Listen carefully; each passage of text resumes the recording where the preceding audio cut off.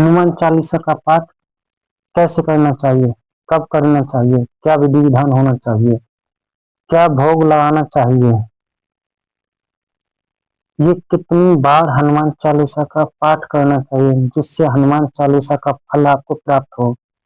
सबसे पहले मैं आपको बता दूं कि हनुमान चालीसा पढ़ने के क्या क्या लाभ होते हैं। आप हनुमान चालीसा का पाठ करते हो तो आपको क्या क्या चीजें प्राप्त होती हैं। देखिए, जब आप हनुमान चालीसा का पाठ शुरू करते हैं तो उस पाठ को करने के बाद आपके घर में जितनी भी भूत प्रेत की बाधा होती हैं वो सभी बाधाएं धीरे धीरे प्रभावहीन हो जाती हैं। प्रभावहीन का मतलब होता है कि उनमें जो शक्ति होती है, जिस शक्ति से वो अपना प्रभाव दिखा रहे थे, वो प्रभाव आपके ऊपर, आपके घर के ऊपर से धीरे धीरे शून्य होना शुरू हो जाता है। एक ऐसा समय भी आता है जब नकारात्मक शक्ति पूर्ण रूप से शक्तिहीन हो जाती है, यानी कि वो आपका किसी भी प्रकार से नुकसान नहीं कर पाती है और फिर नष्ट हो जाती है। तो ये पहला फायदा होता है हनुमान चालीसा का निरंतर जाप करने से, जो कि मैं आपको आगे बताऊंगा किस तरह से। दूसरा फायदा ये होता है कि हनुमान चालीसा का पाठ उस समय बहुत बड़ा वरदान साबित होता है जब आपके तमाम रास्ते बंद हो जाते हैं, जब आपको कुछ दिखाई नहीं देता, जब आपके सारे रास्ते बंद हो जाते हैं, जब आप निराश हो जाते हो, जब आपको ऐसा लगता है कि अब तो कुछ करने के लिए बचा ही है नहीं है, काम धंधे बंद हो गए, लड़ाई झगड़े शुरू हो गए हैं, कलेश, घर में कलेश हो गए हैं, तो उस समय एक नया रास्ता वो खोलते हैं हनुमान चालीसा, यानी हनुमान जी। हनुमान जी का पाठ एक नई आशा की किरण लेके आता है। साथ ही हनुमान चालीसा का पाठ करने से आपके पितृ भी प्रसन्न होते हैं। ये चीजें आप ध्यान दीजिए। अगर पितृ दोष आपके घर में है और हनुमान चालीसा का पाठ कर रहे हैं तो धीरे धीरे आपके पितृ भी आपसे प्रसन्न होने लगते हैं और आपके घर में सुख शांति भी होने लगती है और धीरे धीरे उनका पितृ दोष भी शांत होना शुरू हो जाता है। अगला फायदा होता है, जब आप हनुमान चालीसा का पाठ करना शुरू करते हैं तब हनुमान जी महाराज आपको स्वप्न के माध्यम से दर्शन देना शुरू कर देते हैं। कई बार आपको ऐसा लगेगा कि नीली मूर्ति आपको दिख रही है, कई बार आपको ऐसा लगेगा कि आप मूर्ति पर चोला चढ़ा रहे हो, कई बार आपको ऐसा लगेगा कि आप हनुमान चालीसा का पाठ कर रहे हैं हनुमान जी के मंदिर में। आपको ऐसा स्वप्न के माध्यम से दिखेगा। अगला क्या फायदा होता है हनुमान चालीसा पढ़ने से, जब आप हनुमान चालीसा का निरंतर पाठ करते हैं तो अध्यात्म की ओर आपका रुझान बढ़ जाता है। साथ ही भगवान श्री राम की असीम कृपा के कारण अध्यात्म के मार्ग में आप धीरे धीरे चलते चले जाते हैं, मगर आपको एक सीढ़ी बनती चली जाती है जिससे आप एक सही रास्ते पर पहुंच पाते हैं। तो हनुमान चालीसा के जो प्रभाव हैं, जो फायदे हैं, वो अनगिनत हैं। तो अब मैं आपको बता देता हूँ कि हनुमान चालीसा का पाठ जो है आपको कैसे करना है, क्या विधि है, क्या विधान है। एक बात मैं आपको बता दूं कि बिना नियमों के पागल बिना नियमों के पालन के बिना आप किसी भी साधना करते हैं या कोई पाठ करते हैं तो वो आपको फलदायी नहीं होता। जैसे उदाहरण के लिए, जब आप किसी देवता की स्थापना करते हैं, जब आप किसी की चालीसा का पाठ करते हैं, जब आप किसी के चालीसा, सुंदरकांड या फिर मंत्र का जाप करते हैं तो उसका मतलब होता है कि उस देवता का आवाहन कर रहे हैं। आवाहन मतलब वो देवता, उस देवता को आप एक देव तरीके से न्योता दे रहे हैं, बुलावा दे रहे हैं।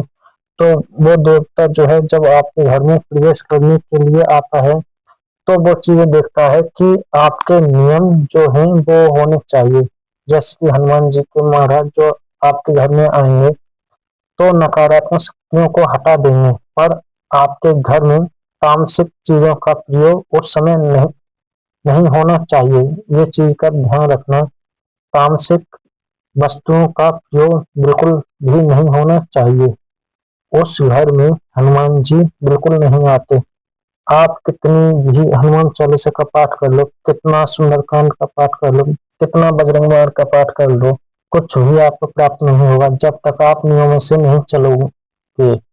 तो पहला नियम होता है तामसिक चीजों का पूर्ण रूप से आपको परहेज करना होगा। दूसरा नियम होता है जब भी आप हनुमान चालीसा का पाठ करेंगे तो मंगलवार को कम से कम पूर्ण ब्रह्मचर्य धारण करना है।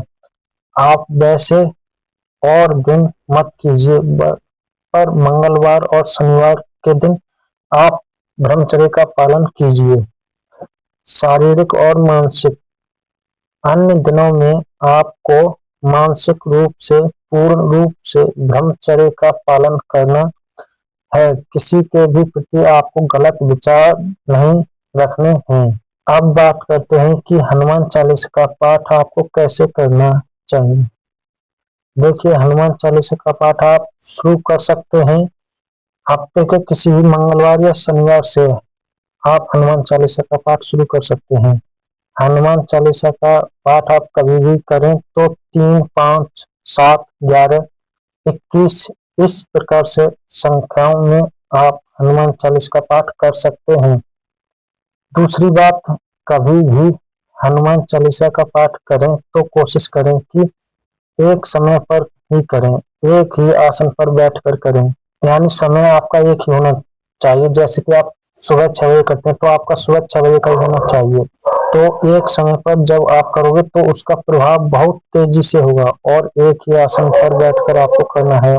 ऐसा नहीं है कि आपने कोई आसन बदल लिया, उस आसन पर कोई अन्य व्यक्ति भी बैठता है, ऐसा नहीं है। तो जब भी आप हनुमान चालीसा का पाठ शुरू करते हैं तो उससे पहले 1 सवा मीटर का लाल कपड़ा, बिल्कुल नया कपड़ा जो पहले इस्तेमाल नहीं हुआ हो, वो उस जगह पर बिछाएं जहां पर आप हनुमान जी की तस्वीर और राम भगवान की तस्वीर आपके घर है, वो फोटो आप उस आसन पर बिछा लगानी है। उसके बाद जो आप कर सकते हैं वो कर सकते हैं, मंदिर में जाकर आप हनुमान जी को चोला चढ़ा सकते हैं, घी का तेल या सिंदूर। साथ ही मंगलवार को आप हनुमान जी के मंदिर जाकर उनको गुड़ चने का भोग लगाइए। जो आपने चौकी लगाई है उसमें उस पर आपको एक दीपक जलाना है। आप जो बाती है वो लाल रंग की होनी चाहिए। हनुमान चालीसा का पाठ आप शाम को करोगे तो बहुत अच्छा आपको रिजल्ट मिलेगा।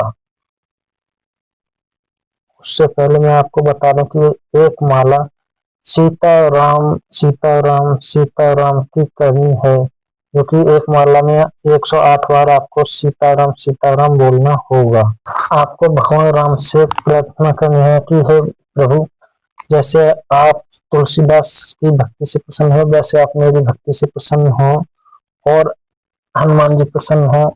आप मेरे इस भक्ति से मेरे घर में जो भी व्याधा है आप उसको दूर करिए।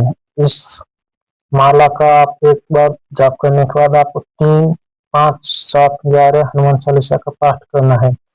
आप एक लोटा अपने साथ रख सकते हैं जब आप पूजा करें। हर एक हनुमान चालीसा पढ़ने के बाद आप उसमें फूंक मार दें। उसके बाद जब आप पूजा करें तो उस जल को आप अपने घर में छिड़क दें, जिससे कि आपके घर में कोई भी निगेटिविटी होगी वो आपके घर को छोड़कर चले जाएगी और हनुमान जी महाराज आपके घर के तमाम संकटों को दूर भगाएंगे। आप इस तरह से हनुमान चालीसा का पाठ करो तो हनुमान जी आपसे तुरंत ही प्रसन्न होंगे।